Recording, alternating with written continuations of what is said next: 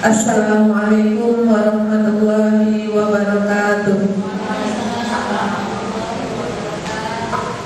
Alhamdulillahirabbil alamin. Assalatu wassalamu ala asrofil anbiya'i wal mursalin wa ala alihi wa sahbihi rasulillahi ajmain, amma ba'du. Yang terhormat Bapak Kepala Sekolah SMA Negeri 11 Teguh, yang saya hormati Bapak Ibu Majelis Guru, puji syukur kehadirat Allah Subhanahu wa Ta'ala, yang mana pada siang hari ini kita masih diberikan nikmat sehat sehingga dapat berkumpul di ruangan laboratorium. Salawat dan salam tak lupa kita aturkan kepada junjungan kita Nabi besar Muhammad sallallahu alaihi wasallam. Allahumma sholli ala sayyidina Muhammad wa ala ali sayyidina Muhammad. Semoga di akhir nanti kita mendapatkan syafaatnya, amin Allahumma amin. Baiklah, untuk memulai kegiatan pada siang hari ini, marilah kita bersama membacakan basmalah bersama-sama. Bismillahirrahmanirrahim. Baiklah, selanjutnya sambutan Bapak Kepala Sekolah SMA Negeri 11 Teguh kepada Bapak Sularno SMMPD dengan segala hormat kami persilahkan.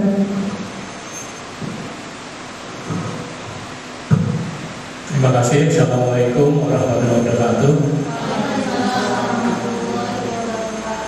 Kalau pembacaannya duduk saya tegak. Jadi alhamdulillahirabbil alamin, puji syukur kita panjatkan kehadirat Allah Subhanahu wa taala atas rahmat dan karunia-Nya. Pada siang hari ini kita dapat berkumpul di ruang ini dalam rangka kegiatan calon guru penggerak, yaitu aksi nyata budaya positif yang insya Allah sebentar lagi akan disampaikan kawan-kawan dari calon penggerak. Salam beserta sholawat mari sama-sama kita sampaikan kepada junjungan kita Nabi besar Muhammad sallallahu alaihi wasallam. Allahumma shalli ala sayyidina Muhammad wa ala sayyidina Muhammad. Bapak Ibu yang kami hormati, pada kesempatan ini kita akan bersama-sama mendengarkan dan mengikuti penyampaian aksi nyata dari calon guru penggerak SMA Negeri 11 Teguh atas nama Ibu Eka Lismayasari dan Ibu Listia Puspokarina. Kemudian ada lagi Bu Triandayani dan yang terakhir Ibu Eka Sri Sulasi. Jadi ada 4 calon guru penggerak yang akan menyampaikan aksi nyata dengan tema budaya positif. Jadi keempat ini mengangkat tema sama, tapi dalam hal penyampaiannya versinya tidak beda, tapi isinya hampir sama nanti. Jadi mohon kiranya dari kita semua nanti mengikuti keempat aksi nyata yang disampaikan, kemudian nanti memberikan masukan demi kesempurnaan aksi nyata yang sudah dibuatnya. Dan yang tidak kalah pentingnya bahwa Ibu, aksi nyata yang disampaikan ada hal-hal positif yang nantinya bisa kita terapkan di sekolah kita. Karena tuntutannya sekarang sekolah itu membudayakan hal-hal yang positif, mulai dari datang kita sudah tegur sapa, senyum, jabat tangan, mengucapkan salam. Jadi ini hal-hal budaya positif yang harus ditumbuh kembangkan ke anak-anak kita. Perlu juga kita sadari bersama, kalau kita lihat budaya anak-anak kita ini jauh sekali dibandingkan budaya yang diterapkan dulu. Makanya ini tugas kita mengembalikan budaya dulu yang sudah begitu efektif dilaksanakan di sekolah, mari tugas kita mengefektifkan kembali budaya positif itu kepada anak-anak kita. Kita tidak tahu alasannya apa, tapi kemungkinan besar karena perkembangan teknologi dan ilmu pengetahuan, sehingga anak-anak untuk belajar etika budaya itu semakin kurang, asik dengan bermain digitalnya. Atau barangkali mungkin juga pengaruh dari ketika kita dulu sekolah itu ada namanya penataran kehidupan. Sekarang sudah tidak ada lagi. Padahal itu sebenarnya penanaman moral dan etika pertama kali anak itu memasuki jenjang sekolah. Mungkin kita masih ingat begitu masuk SMA itu ada penataran kehidupan. Mungkin masih ada nggak? Sudah nggak ada. Kalau angkatan saya kuliah pun masih 21 hari itu sudah besar lamanya penataran kehidupan itu. Jadi Bapak Ibu, walaupun program-program itu sudah tidak ada, mari dengan dengan pembelajaran kita selipkan budaya positif di mata pelajaran kita masing-masing, sehingga nanti akan tertanam kembali anak itu membudayakan hal-hal positif di sekolah. Jadi ketika ketemu guru, tanpa guru menjulurkan tangannya, anak itu sudah duluan nanti. Kemudian anak juga mengucapkan salam. Jadi hal-hal ini mari kita tanamkan kembali. Apalagi di sekolah kita dulunya sudah pernah seperti itu, tinggal kita istilahnya menumbuhkan kembali. Jadi barangkali ini saja pengantar dari saya. Selamat kepada keempat guru calon guru penggerak. Mudah-mudahan dalam penyampaian aksi nanti tidak ada masalah, lancar. Kemudian mudah-mudahan juga tidak banyak masukan. Kalau tidak banyak masukan berarti sudah mendekati sempurnanya. Sekali lagi selamat. Itu saya kiri bila kafir baida. Assalamualaikum warahmatullahi wabarakatuh.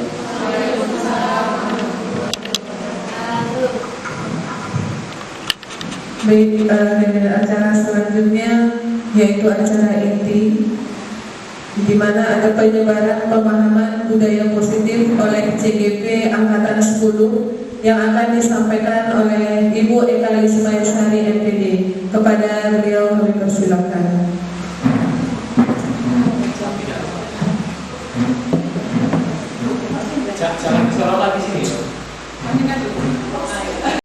Terima kasih Bu Eka. Saya melanjutkan ya teman-teman, izin melanjutkan. Di sini sama seperti teman-teman tiga teman yang sudah terdahulu, menyebarkan pemahaman mengenai disiplin positif. Jadi apa yang saya ketahui, saya ingin berbagi dengan teman-teman semua sehingga kita satu pemahaman. Ya, nah setelah tadi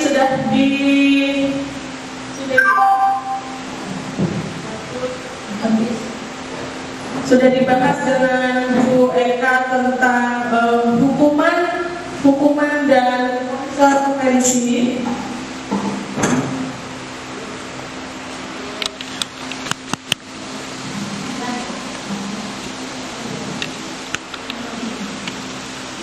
Nah, kalau menghukum, jadi kita sudah menonton video tadi sampai kita termehek-mehek ya, apa dampak hukuman bagi siswa kita. Jadi dia merasa tersakiti, merasa terbebani ya dengan segala hukuman yang sudah diberikan, merasa dipermalukan ya kan.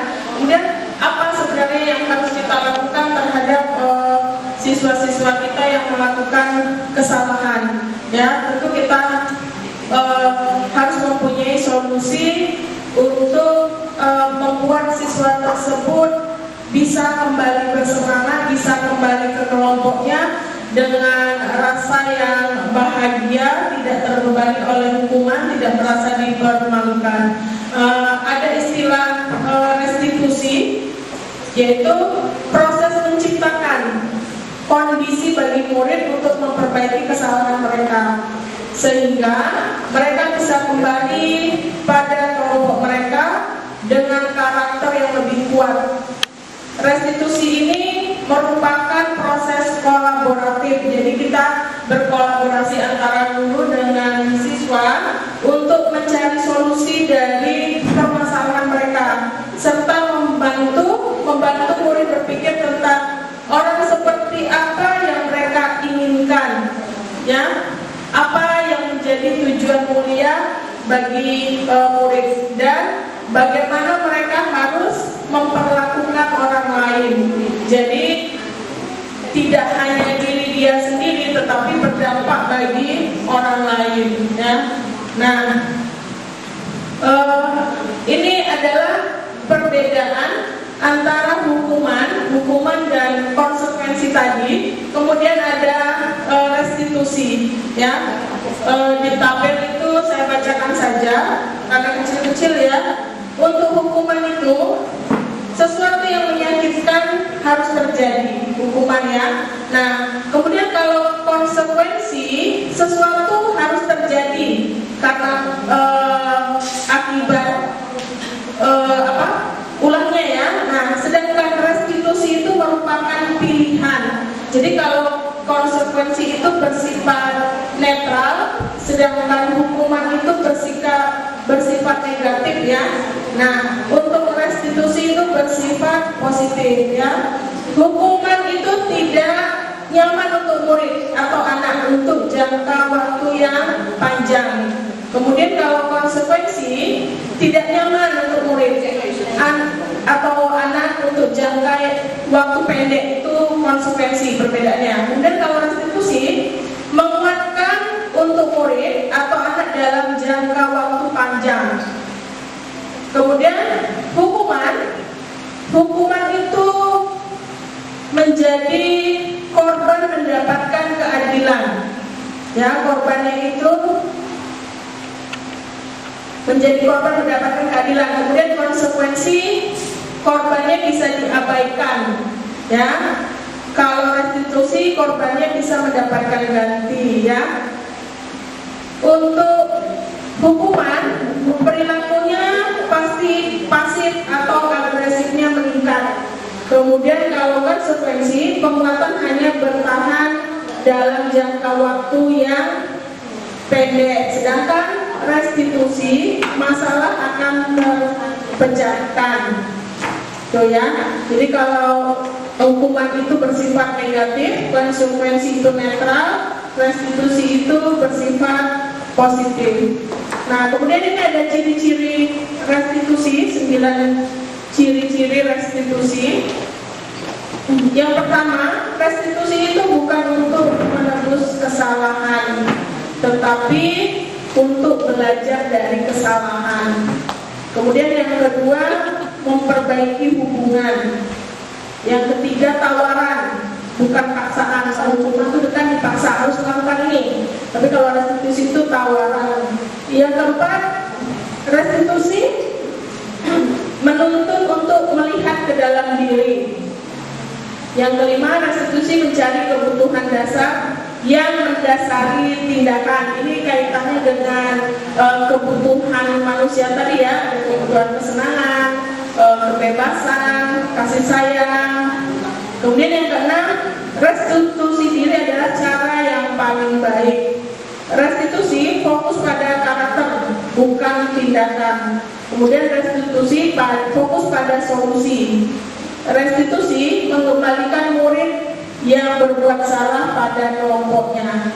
Nah, sebelum kita masuk ke segitiga restitusi, ada baiknya kita belajar bersama membuat keyakinan kelas. Bisa jadi ini untuk bekal kita besok di semester besok, awal pelajaran, ketika masuk kelas, untuk membuat keyakinan kelas. Nah, mengapa tidak peraturan saja. Mengapa harus keyakinan? Nah, di situ tertulis mengapa kita kalau naik sepeda motor harus pakai helm, ya. Kalau kita tidak yakin ya kita tidak pakai pasti, ya kan. Nah, ketika terjadi sesuatu kecelakaan di jalan, mungkin ada yang cedera di bagian atas kepala kita, mungkin kita baru yakin, oh ya, pakai helm itu bisa melindungi. Kemudian sudah pernah terjadi kita masalah bangsa Indonesia kita atau masalah dunia, penyebaran virus ya, COVID-19. Nah, di situ kita harus menerapkan prosedur 3M ya, pakai masker, mencuci tangan ya, kemudian tidak berbicara, mengadakan kontak lah ya. Nah, kalau kita tidak yakin, pasti kita melakukannya. Tidak yakin, kenapa harus pakai masker?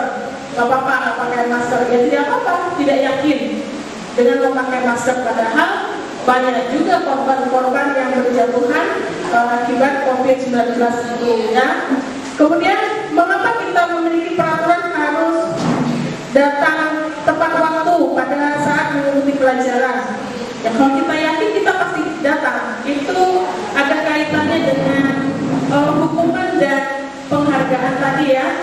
Bagaimana diri kita menghargai diri sendiri ya, bahwa kita datang tepat waktu, itulah kita meyakini bahwa datang tepat waktu itu adalah cara untuk menghargai diri sendiri, bukan karena kita menghindari hukuman. Dan itu adalah suatu bentuk tanggung jawab. Nah, itu yang akan kita Oke, untuk keyakinan kelas tadi sampai keyakinan kelas, ciri-cirinya ya, hendaknya sesuatu yang dapat diterapkan di lingkungan itu. Kemudian semua anggota kelas hendaknya ikut berkontribusi dalam pembuatan keyakinan kelas. Kemudian yang terakhir,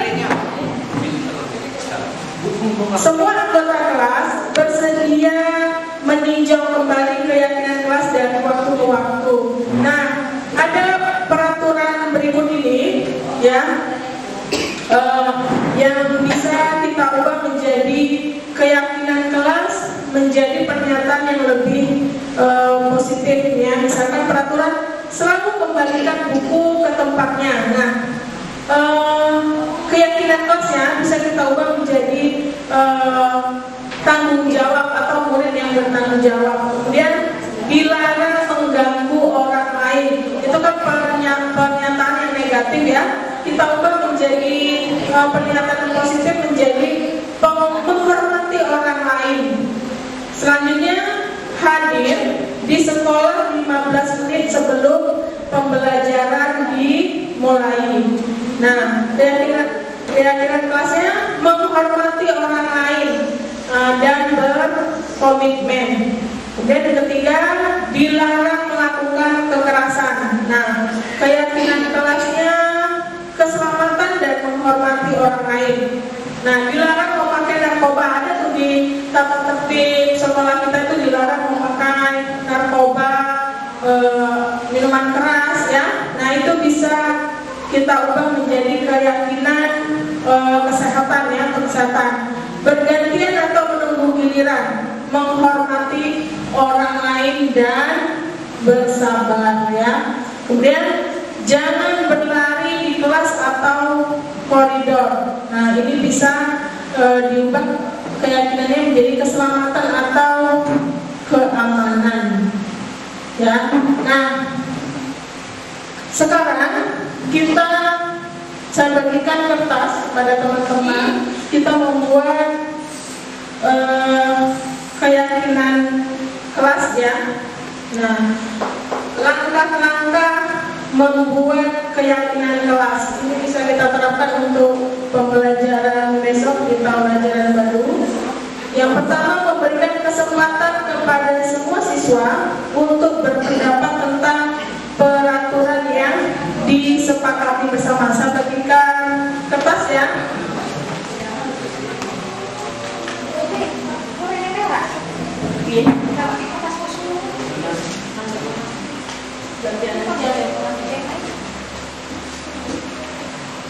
akan ditulis mengenai peraturan kelas yang bisa kita sepakati. Silakan teman-teman. Ini pura-puranya kita menjadi murid ya, jadi murid yang sedang membuat untuk keyakinan kelas. Harusnya tadi memakai kertas origami, tapi saya lupa tadi, jadi pakai kertas biasa saja. Ya, kan ini ada pena lagi. Ada pena.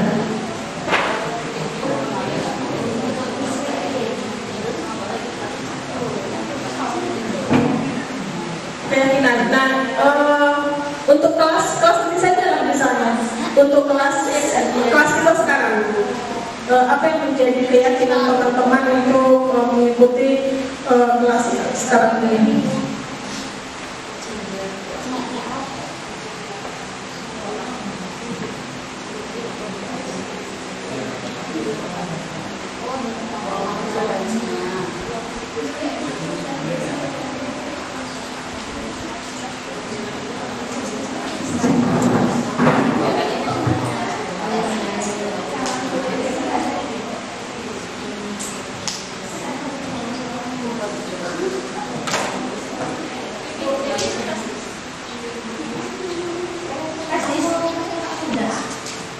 Berapa menit lagi? Harus saya tunggu 3 menit lagi ya.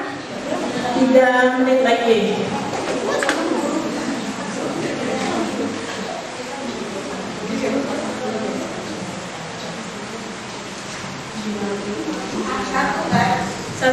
Satu saja.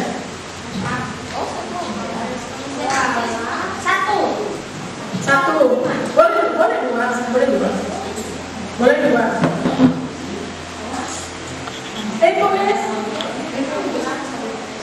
Bu Salama, untuk kelas kita, Bu Salama, Bu Iniran, tandanya Miss. Ayo, masih ada.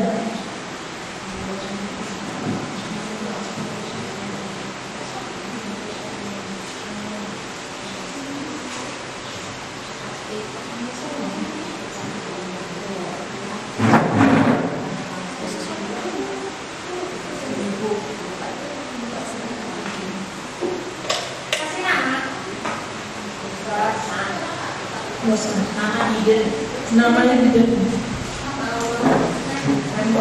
Nanti Bu. Responden.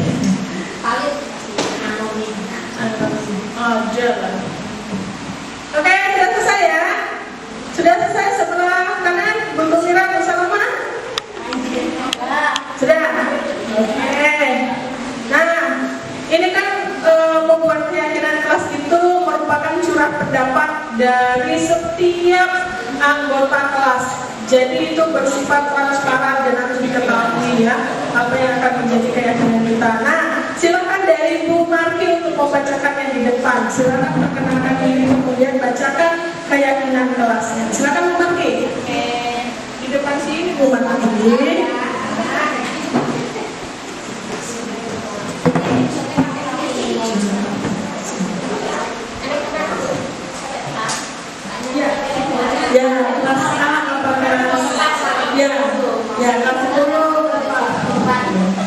Baik, perkenalkan nama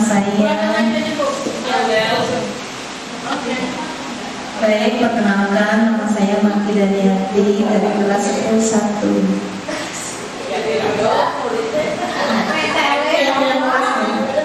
Oke, keyakinan kelas. Yang pertama, masuk kelas tepat waktu. Kemudian yang kedua, dilarang membolos. Kemudian yang ketiga, mendengarkan penjelasan guru yang sesat.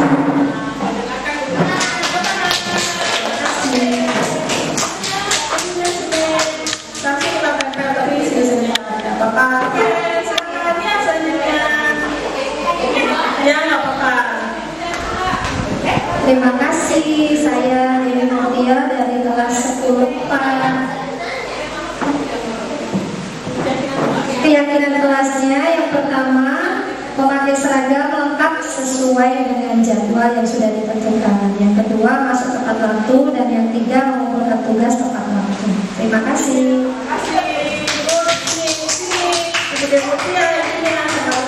Oke, lanjut.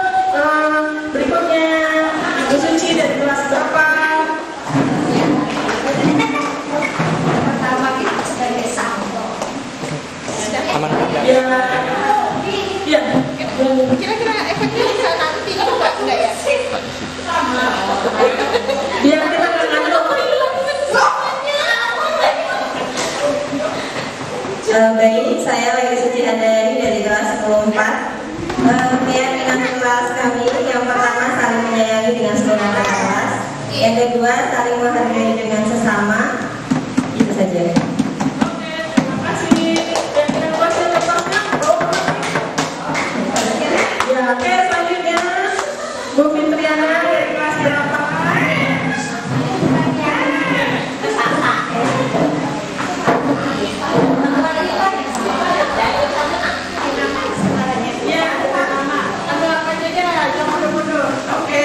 Oke, perkenalkan nama saya Fitriana dari kelas 10-5.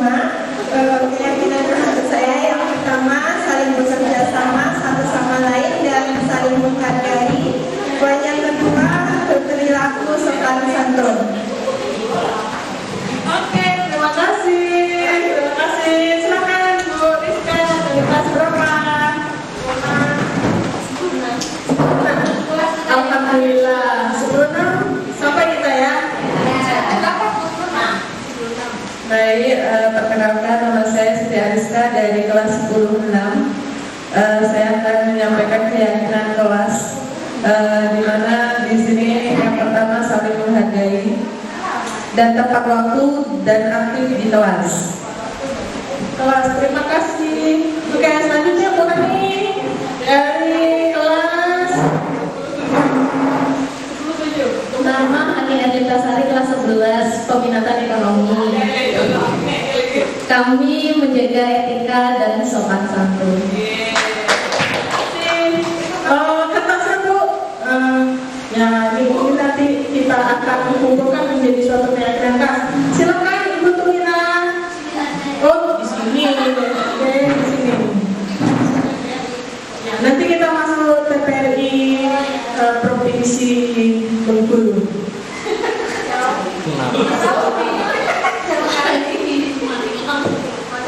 Perkenalkan saya, nama saya Tumina dari kelas 11 kelas 1. Keyakinan kelas ya datang tepat waktu, berdoa sebelum belajar, menyanyikan lagu radio nasional. Selanjutnya belajar dengan baik. Oke, terima kasih. Oke, Ibu sama teman. Ya, namanya keyakinan kelas. Setiap anggota kelas mencurahkan pendapatnya. Assalamualaikum warahmatullahi wabarakatuh. Warahmatullahi wabarakatuh. Kelas 11.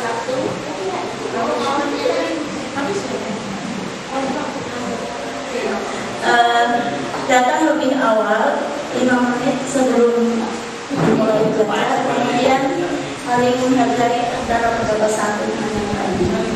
Oke, terima kasih. Silakan tulis. Bu, itunya Bu, kertasnya. Silakan tulis, perkenalkan diri dari kelas mana? F2 apa?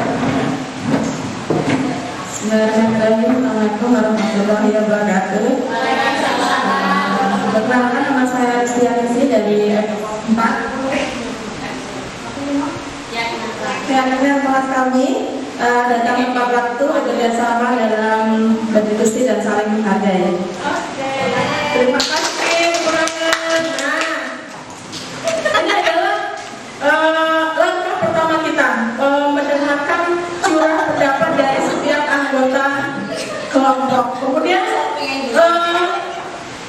yang kedua, cara yang kedua yaitu menyusun keyakinan kelas sesuai kelas. Ubah kalimat negatif menjadi kalimat positif. Contohnya, contoh jangan berlari di kelas. Nah, kita ubah menjadi berjalanlah di kelas, ya. Nah, di sini ada beberapa keyakinan kelas yang sudah dibuat. Nah, tetapi masih ada yang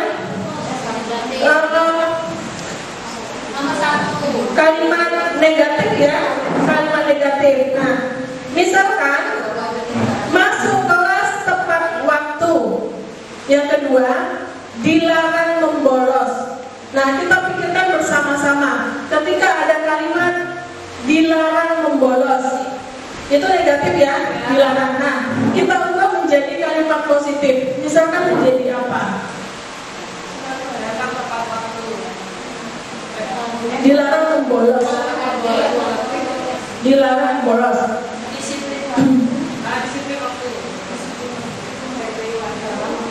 Kalau membolos ini masuklah ke kelas. belum pulang, udah pulang, ya kan? Pulang pada waktunya. Ya, boleh juga. Besok gimana tuh? Masuk sesuai jadwal. Masuk sesuai jadwal. Lah, berarti kalau belum selesai ini sudah membolos. Dilarang membolos. Itu kita kata-kata yang negatif. Ya, berarti mengikuti pembelajaran, ya. Ya, itu diubah menjadi kalimat yang positif, ya. Nah, kemudian yang ketiga itu meninjau kembali daftar pendapat yang telah dicatat, ya. Semua curah pendapat dari murid-murid kita itu kita tinjau kembali, ya. Misalkan ada yang sama, nah kita lebur menjadi satu kalimat, ya, menjadi satu kalimat. Nah, keyakinan kelas itu tidak usah banyak-banyak, 3-7 saja, ya, 3-7, tidak usah banyak-banyak. Dan itu wajib kita tempel di dinding kelas, supaya bisa dilihat oleh semua anggota kelas, ya. Mungkin dari 2 hari ini jadi lebih paham untuk membuat keyakinan kelas, karena kita sering dengar keyakinan kelas, tapi bagaimana cara membuatnya. Nah, keyakinan kelas itu berarti tidak sama dengan peraturan kelas, ya. Apa yang kita yakini itu tidak sama dengan peraturan kelas, ya. Nah, selanjutnya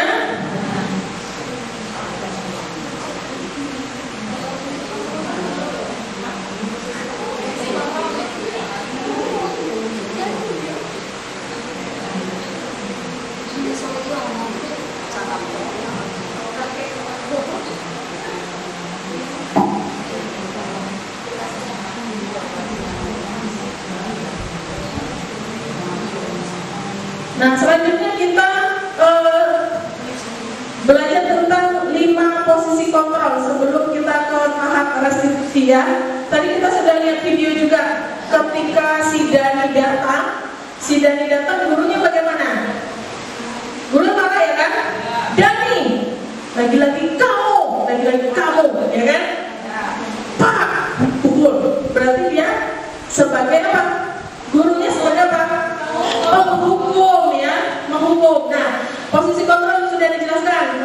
Ada 5: penghukum, teman, ya, kemudian pembuat rasa bersalah, ya, pemantau, dan sebagai manajer. Nah, idealnya kita adalah sebagai manajer, ya. Nah, seperti video tadi itu, Dani. Nah, setelah itu seperti saya tadi memohon teman-teman, terima kasih, tolonglah saya, longgarkan waktunya, longgarkan hatinya. Nah, longgarkan badannya, ya, dan kita ngantuk lah. Itu posisi kita sebagai pembuat rasa bersalah, ya. Tadi ada kaitannya dengan ilusi tadi bahwa kita tuh sebenarnya bukan pengontrol siswa, ya. Semua itu bukan kita yang siswa itu sesuai kehendak kita, jadi itu tidak baik ya. Kemudian sebagai teman, sering sih saya juga dulu waktu yang lalu, karena saking judeknya dengan siswa, kadang seperti itu, kamu lagi kok terlambat terus, saya aja terlambat sama kepala sekolah, apalagi kamu, kan gitu. Saya juga dimarahin sama kepala sekolah, sering pernah saya seperti itu, saking judeknya sama murid kita ya, kok terlambat terus. Saya yang dulu aja terlambat sering kena marah, ya kan? Nah itu posisi kita sebagai teman ya, tolonglah. Jadi supaya saya nggak kena marah, kamu juga harus jangan terlambat. Nah kan itu sebagai teman ya. Tetapi kadang-kadang siswanya malah menganggap ya itu karena sebagai teman tidak menghargai kita, jadi mencemeh kita dan ketergantungan sama kita. Nanti terlambat sama ibu itu, udahlah, kan dia CS sama kita, udahlah, nggak usah ini, besti, sudah besti. Nanti dia malah jadi ngelunjak seperti itu ya, karena posisi kontrol kita sebagai teman ya. Nah, kemudian posisi kontrol ya, selanjutnya itu sebagai pemantau. Nah saya sering nih piket, kita sering kan piket ya, piket di depan sana. Saya piket hari Selasa. Hari Selasa itu pakai baju pramuka, pakai asduk, pakai sepatu hitam, tali hitam, kaos kaki hitam. Jadi ketika yang ada anak datang, baru datang tuh, saya tanya, dan teman-teman saya, bukan saya saja, asduknya mana? Ingat hari apa ini? Selasa. Asduknya pasang? Ya pasang. Kaos kaki? Buka. Itu warna putih, buka. Tinggal, nggak diambil lagi ya. Kemudian tali sepatu, tali sepatu. Padahal lewat aja, panggil. Tali sepatu. Kan kita sudah peraturannya apa? Hitam. Jadi kalau hari Selasa sepatu hitam, kaos kaki hitam, itu peraturannya. Nah, itu posisi kita sebagai pemantau. Nah, apa dampaknya? Dampaknya minggu depan masih juga ditemui yang seperti itu. Sepatunya tetap putih, kaos kakinya tetap putih, tali sepatu tetap putih. Jadi tidak ada dampaknya untuk perbaikan bagi mereka di posisi pemantau, ya, di posisi pemantau. Nah,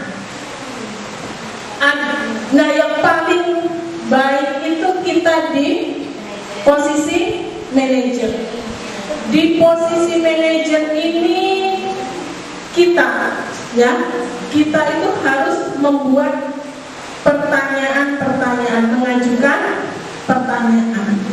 Nah, misalkan sesuai dunia tadi, sesuai dengan dari kebutuhan manusia. Misalkan hari Selasa masih juga pakai sepatu putih, kita ajukan pertanyaan, sepatu hitamnya kemana? Nah, nada kita itu datar, tidak ada hei kamu lagi, tidak ada seperti itu. Tapi nada kita datar karena kita sebagai manajer. Kita ajukan pertanyaan, Mas, sepatu hitamnya kemana? Maka dia akan mengungkapkan alasannya kenapa dia memakai sepatu putih. Kita ajukan pertanyaan-pertanyaan. Kemudian kita bisa menanyakan keyakinan yang sudah dibuat tadi. Kita tanyakan kembali. Ada tadi keyakinannya Ibu Dewi memakai seragam ya, memakai seragam lengkap sesuai jadwal. Itu sudah kita yakini. Maka sebagai manajer kita bisa menanyakan kembali keyakinannya. Kok sepatunya putih, kemana sepatu hitamnya? apa yang sudah kamu yakini. Nah, nanti siswa akan mengungkapkan memakai seragam. Nah, sekarang kita ajukan pertanyaan kembali. Bagaimana kamu memperbaiki kesalahan ini?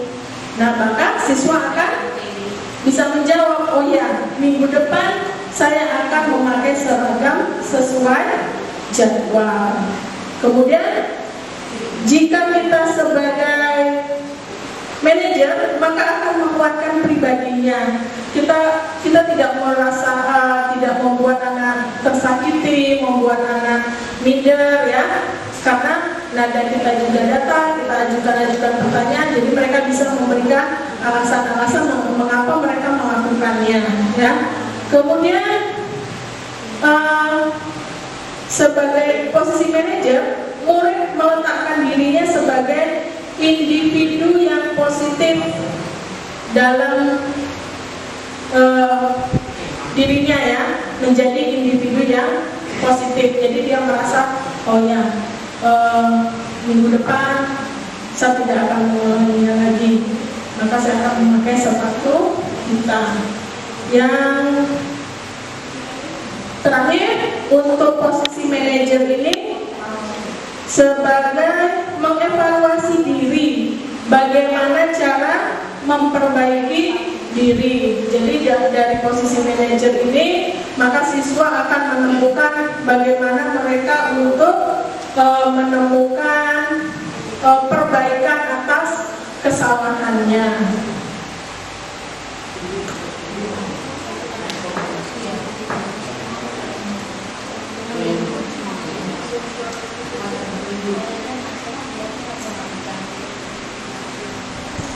Kita lanjut ke segitiga restitusi.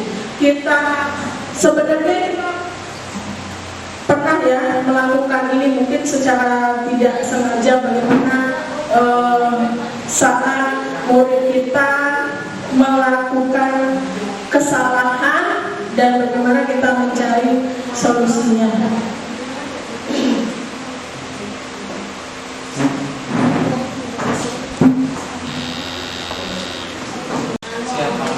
Berarti ibu nengok ke dip. Kalau berhenti ini ibu pencet.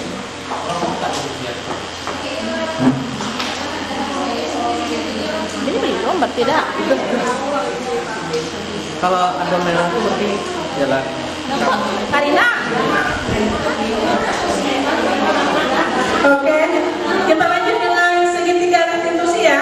Itu sudah ada kertas di depan teman-teman. Selama kita mengajar pasti kita ketemu siswa yang bermasalah. Sekarang untuk saya minta tolong tuliskan satu siswa yang bermasalah. Misalkan seperti ini, kalau saya punya siswa itu seperti Putri Wulandari itu, setiap hari datang terlambat. Kemudian Mega, hari ini berangkat, besok nggak berangkat, nggak berangkat lagi, berangkat. Nah, itu permasalahannya. Nah, itu yang akan kita praktekkan dalam segitiga restitusi. Atau punya siswa yang ketahuan merokok, atau punya siswa yang ketahuan tidur di kelas. Nah, silakan ditulis permasalahannya. Nama anaknya boleh, misalkan si Elsin tidur pada waktu jam pelajaran sini, misalkan itu. Sanu apa Bu? Sanu itu tidur dan terlambat. Kalau hari Selasa pasti terlambat. Elsin merokok. Oke. Kita praktekkan bagaimana segitiga restitusinya, mencari solusi. Ada pena mencuci? Ini banyak salah kayaknya yang mencuci ini. Ada. Tadi pena pink sama Bu Rizka. Oke.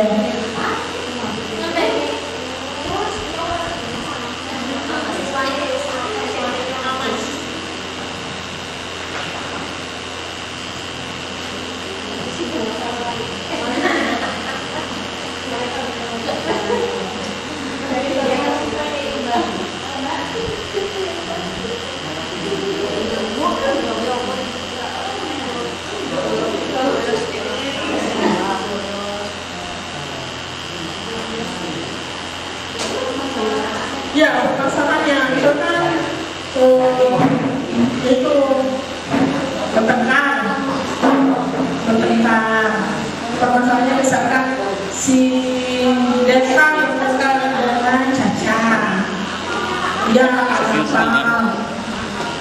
Ya, permasalahan misalkan Elcin merokok pada jam pelajaran biologi atau kosong. Saat guru rapat, Elcin merokok di belakang kelas. Itu. Yang tambah kecil katanya, enggak tahu tambah kecil. Kabur. Iya, kasusnya aja.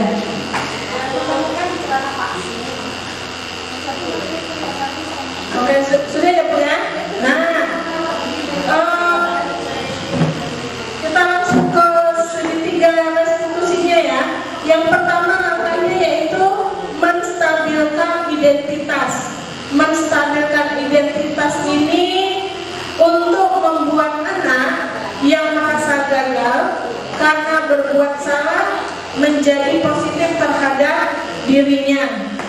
Nah, kita bisa berkata, nah sekarang kita membayangkan yang di depan kita itu siswa yang bermasalah tadi.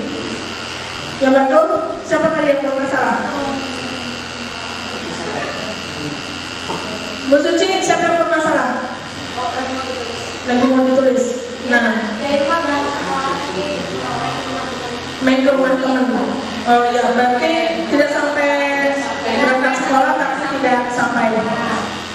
Nah, sekarang kita bayangkan di depan kita itu ada siswa itu tadi tuh. Sudah kita panggil ya kan? Kita panggil. Nah, langkah yang pertama adalah kita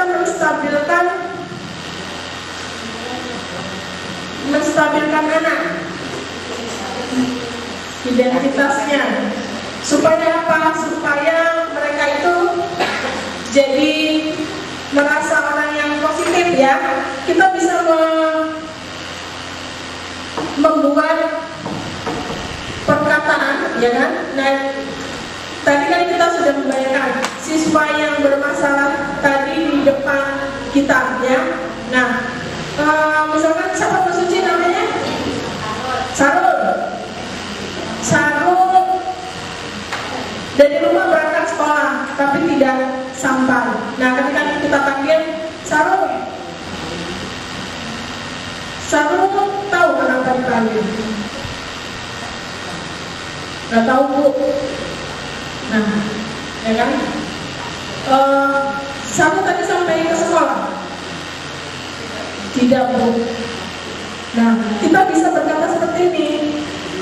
Berbuat salah itu hal yang manusiawi, atau tidak ada manusia yang sempurna. Bapak atau Ibu juga pernah kok buat salah. Kita pasti bisa menyelesaikan permasalahan ini. Atau Bapak Ibu tidak tertarik untuk mencari siapa yang benar, siapa yang salah. Bapak atau Ibu lebih tertarik untuk menyelesaikan masalah. Kalau kamu menyalahkan dirimu sendiri terus menerus, apakah kamu bersikap baik pada dirimu sendiri? Nah, dari nggak kelihatan ya? Kenapa ini?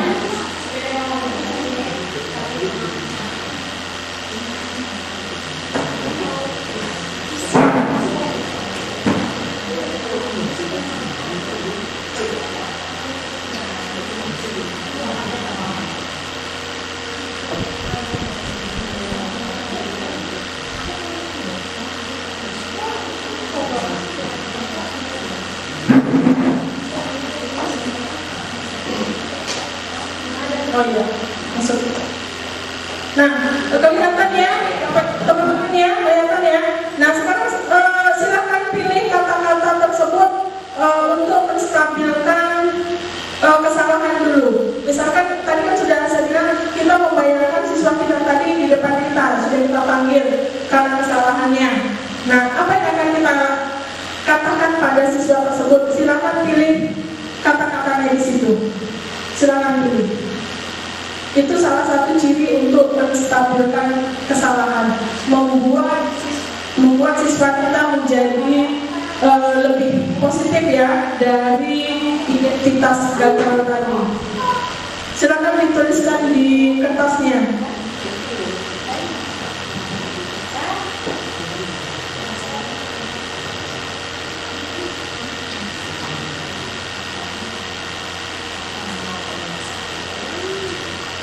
Ini udah materi yang terakhir.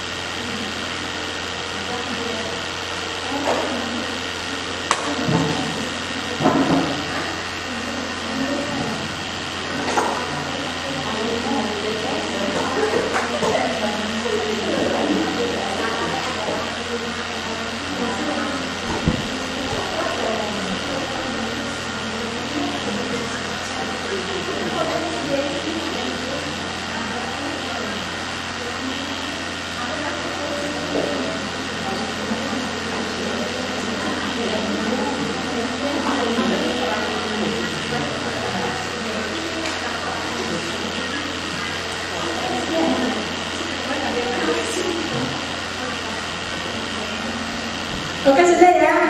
Memilih ini sudut yang pertama. Kemudian yang kedua, validasi kebutuhan.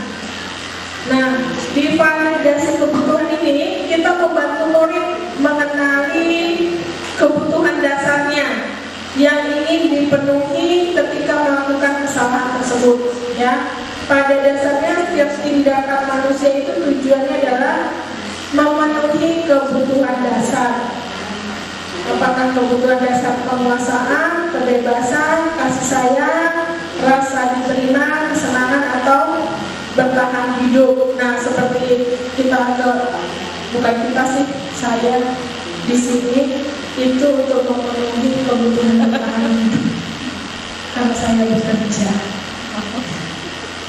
Tindakan saya bekerja untuk bertahan hidup. Jadi semua yang kita lakukan itu pasti dasarnya untuk memenuhi kebutuhan.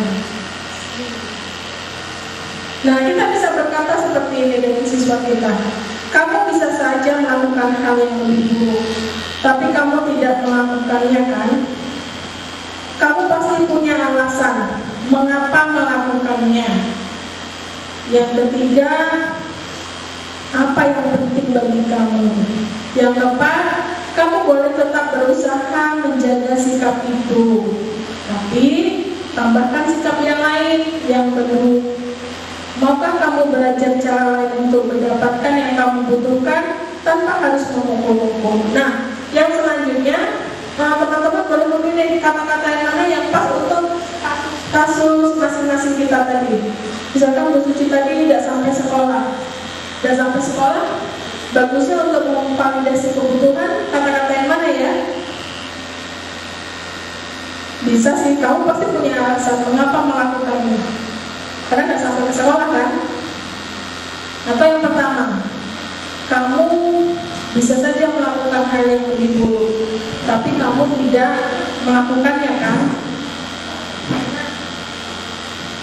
Nah, silakan ditulis kata-katanya untuk validasi kebutuhan. Kalau yang pertama tadi kita menstabilkan, yang kedua adalah tahapnya memvalidasi kebutuhan. Ini tujuannya supaya kita tahu apa sih yang dilakukan tindakan tersebut itu untuk memenuhi kebutuhan yang mana.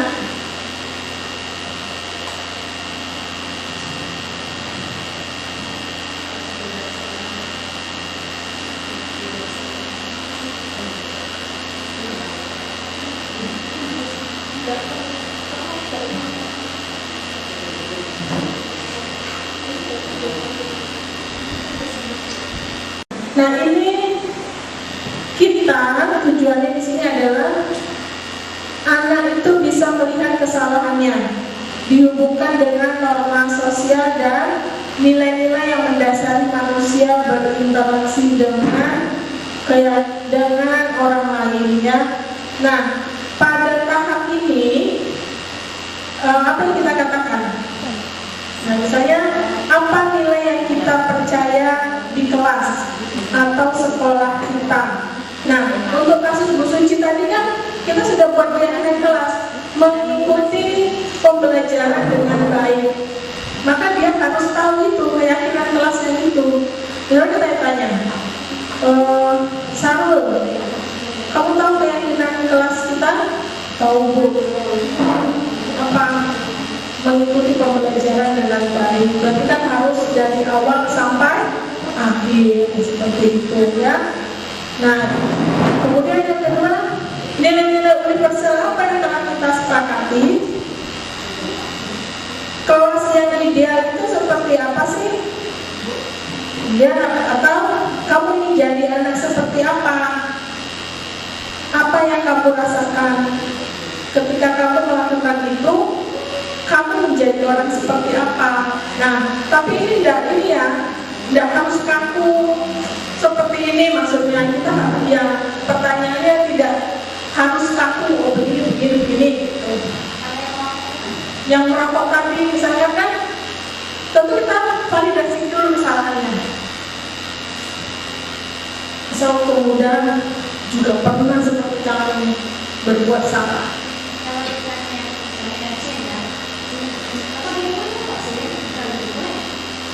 Boleh.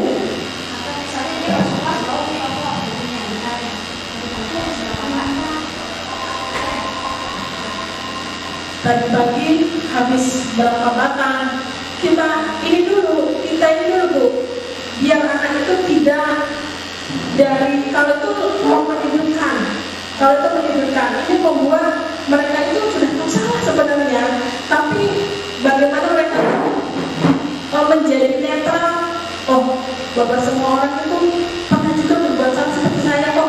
Saya masih punya kesempatan untuk memperbaiki. Mungkin yang pertama pasti Ecin sudah habis berapa? Emang gitu kalau muda. Tapi nanti tua dampaknya seperti ini. Semua orang yang muda merokok dan menyesal di hari yang tua, kan berarti dia seperti ada sebuah penetralan seperti itu. Penetralannya. Nah, kok ini yang kedua ini ya? Nah, ini tidak harus kaku ya, teman-teman dulu segitiga restitusi. Nah, ini intervensinya 30 detik. Ini intervensi 30 detik. Misalkan, apa kamu ingin berbuat lebih baik? Seperti itu ya. Nanti kalau sudah menanyakan keyakinan, apakah saat itu kamu sedang menjadi orang yang sedang kamu inginkan? Seperti itu ya. Ini kata-katanya. Nah, untuk sesi yang terakhir, kita berefleksi selama 2 hari ini apa yang menjadi perubahan di dalam diri kita. Ini refleksinya hal baru apa yang merubah paradigma.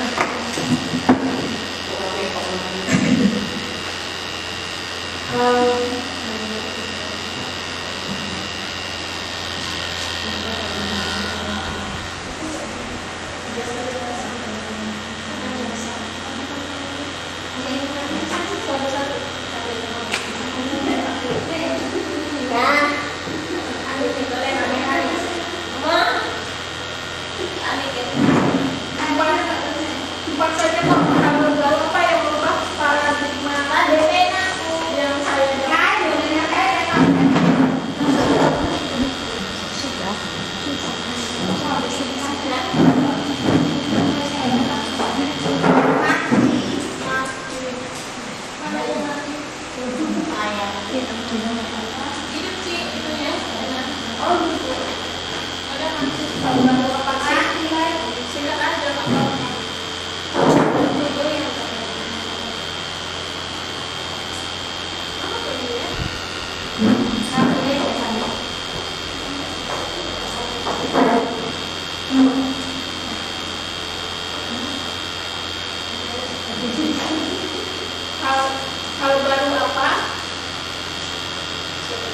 baru apa yang mengubah paradigma saya yang saya dapatkan.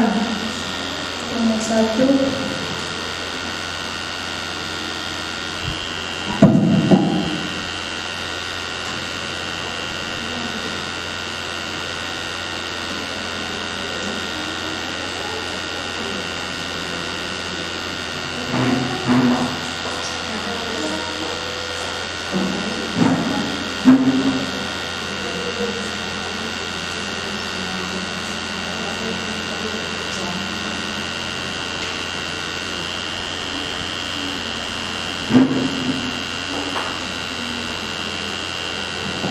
Kemudian yang kedua, perasaan apa yang muncul selama mengikuti sesi ini, khususnya mengenai makna disiplin dan motivasi intrinsik. Yang ketiga, peran Among seperti apa yang saya lakukan selama mengikuti modul ini. Yang keempat, saya akan menjadi Among yang seperti apakah setelah mengikuti modul ini. Sudah berani?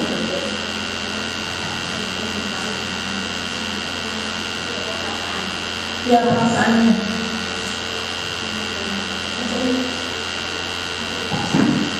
Hal baru apa yang mengubah paradigma saya yang saya dapatkan. Jadi menurut saya awalnya saya berpikir tentang ternyata ilusi-ilusi bahwa saya bisa kontrol orang lain itu cuma ilusi. Padahal yang terjadi adalah orang lain itu bekerja atau melakukan sesuatu berasal dari dalam dirinya sendiri. Meskipun kita terlihatnya seperti melakukan sesuatu yang kita perintahkan, tapi ternyata itu tidak permanen atau tidak bisa menjamin hasilnya. Nomor 1. Terima kasih. Silakan Bu Rizka. Yang kedua.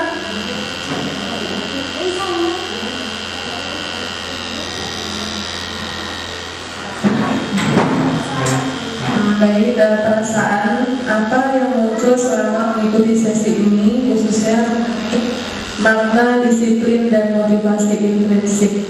Yang saya rasakan tentunya ilmu yang didapatkan tentu sangat luar biasa, dan ini tidak kita dapatkan di pelajaran-pelajaran lainnya. Terima kasih Rina. Jadi kami merasa terbantu sebagai guru, karena dimana dengan memaksa siswa untuk mengaku itu tidak benar sebenarnya. Yang benar bagaimana siswa itu untuk bagaimana bisa memunculkan apa yang dia alami itu sendiri, jadi dari dalam diri dia. Terima kasih. Terima kasih Bu Rizka. Yang ketiga, silakan Bu Suci. Selama ini kan peran Among seperti apa? Tadi selama ini Ibu jadi yang pemantau, pembuat rasa bersalah, atau penghukumnya selama ini sebelum Ibu belajar tentang disiplin positif? Baik, sebelum saya mengikuti acara yang sekarang ya, peran saya sebagai seorang guru itu biasanya saya lebih menempatkan sebagai teman. Dan ada lagi satu lagi itu apa yang dia tadi? Bukan lagi yang membuat rasa bersalah. Nah itu dua itu Bu. Tapi ternyata setelah saya mengikuti pemaparan dari Ibu itu materinya sangat luar biasa, saya jadi tahu ternyata yang saya lakukan itu kurang tepat. Yang lebih tepatnya itu memposisikan diri sebagai manajer. Terima kasih Bu Suci. Nah, selanjutnya yaitu yang keempat. Ini mau jadi seperti apakah kita di masa yang akan datang? Silakan setelah kita belajar di sini apa? Setelah kita belajar di sistem positif, kita mau jadi Among yang seperti apa untuk siswa kita? Terima kasih. Mungkin sebelum mengikuti sesi refleksi atau sebelum mengikuti kelas ini, saya jujur mungkin sama dengan teman-teman ya, mungkin lebih banyak ke ini siswa itu merasa bersalah, atau bahkan mungkin mungkin sebagai penghukum ya, jarang menjadi manajer ataupun teman, walaupun pernah. Tapi setelah mengikuti kelas ini, saya kedepannya berkeinginan sekali, ya, kan bisa berubah menjadi manajer dan teman aja deh. Kalau merasa bersalah itu kayaknya banyak banget dosanya gitu. Oke, terima kasih Bu Dewi, luar biasa sekali teman-teman saya ini ya. Nah, kita sudah belajar tentang restitusi, keyakinan, membuat keyakinan kelas. Nah, sebelumnya sudah belajar tentang teori motivasi ya. Jadi sebenarnya kita mengasih penghargaan itu sama juga kita mengasih hukuman kepada siswa kita karena mereka menjadi ketergantungan ya. Tidak ada munculnya motivasi intrinsik dalam diri siswa kita. Nah, kenapa kita belajar ini? Sebenarnya kan ini lanjutan dari kemarin kita sudah meninjau kembali visi sekolah kita. Nah, bagaimana kita mewujudkannya? Tentu disinilah kita bentuk dulu disiplin positif dari siswa-siswa kita sehingga tujuan mulia kita tercapai. Nah, saya ucapkan terima kasih yang sangat sekali. Semoga Allah yang membalas kebaikan teman-teman saya. Semoga Allah memberikan selalu kesehatan kepada teman-teman saya sehingga kita bisa lebih banyak belajar lagi, murid kita menjadi lebih baik, sekolah kita menjadi lebih berkualitas menuju 5 kelas. Amin ya Allah. Terima kasih dan saya akhiri. Assalamualaikum warahmatullahi wabarakatuh.